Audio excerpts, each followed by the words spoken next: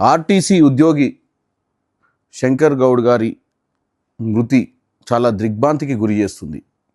ఎందుకంటే ముఖ్యంగా ఆర్టీసీ కార్మికులకు ఒకటి చెప్పాలనుకుంటున్నాను.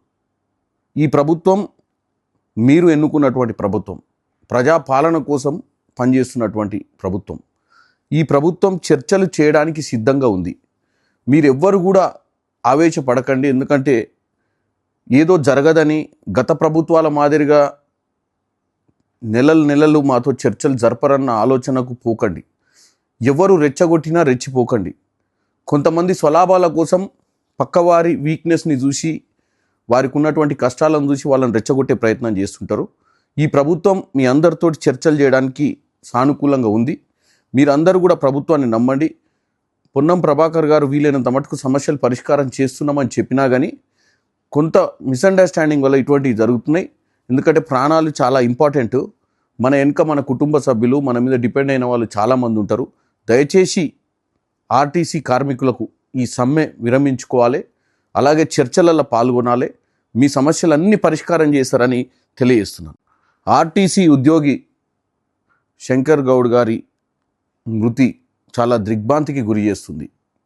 ఎందుకంటే ముఖ్యంగా ఆర్టీసీ కార్మికులకు ఒకటి చెప్పాలనుకుంటున్నాను. ఈ ప్రభుత్వం మీరు ఎన్నుకున్నటువంటి ప్రభుత్వం, ప్రజాపాలన కోసం పనిచేస్తున్నటువంటి ప్రభుత్వం.